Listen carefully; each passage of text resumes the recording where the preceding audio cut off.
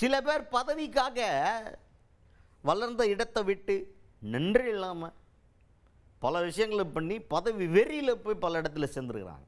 அவங்கள பேரை சொல்லக்கூட எனக்கெல்லாம் ஒரு மாதிரியா இருக்குது அப்படின்ற மாதிரி ஒருத்தர் பேசியிருக்காரு. யார் இவர்? பேரையே மென்ஷன் பண்ணாமல் யாரை குத்தி காட்டி பேசியிருக்காரு பார்த்துருவோம் வாங்க.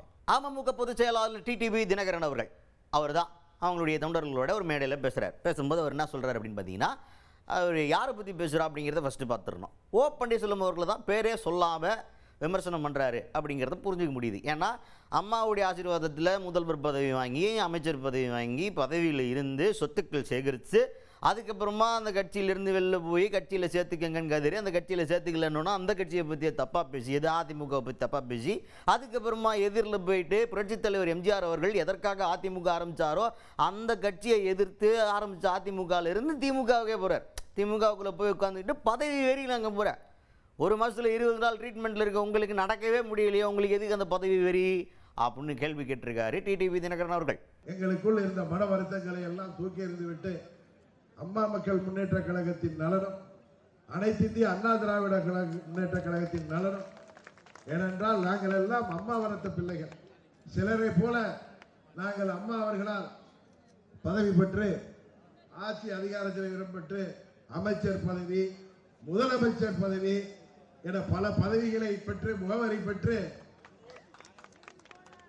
பொருளாதாரத்திலே பெரிய டாடா பெருநாள் போல் ஆகிவிட்டு ஊரையே விலைக்கு வாங்கின்ற அளவுக்கு பணத்தை சேர்த்து விட்டு இன்றைக்கு பாதுகாப்பிற்காக ஏதேதோ காரணம் சொல்லி அதிமுக ஒரு சரியான கட்சியாக இல்லை என்றெல்லாம் பொய் பிரச்சாரம் செய்து என்னை சேர்த்துக் கொள்ளுங்கள், நான் தொண்டனாக இருக்கின்றேன் என்று நரிவேதம் போட்டு நடித்துவிட்டு இன்றைக்கு எங்கே போய் சேர்ந்திருக்கிறார்கள்?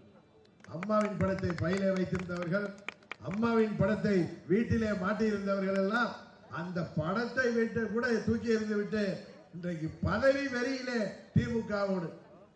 புரட்சி தலைவர் எந்த இயக்கத்தை எதிர்த்து கட்சி ஆரம்பிச்சாரோ, அம்மா அவர்கள் எந்த இயக்கத்தை எதிர்த்து 30 ஆண்டுகளாக போராடினாரோ, அந்த தீய சக்தி திமுகவிலே அண்ணா திமுகவினால் முகவரி பெற்றவர்கள் சட்டமன்ற உறுப்பினர்களாக, அமைச்சர்களாக, ஏன் முதலமைச்சர்களாக ஆனவர்கள் எல்லாம் அந்த தொண்டர்களுக்கு துரோகம் செய்துவிட்டு இன்றைக்கு என்ன உங்களுக்கு எத்தனையோ மனக்குறைகள் இருக்கலாம்.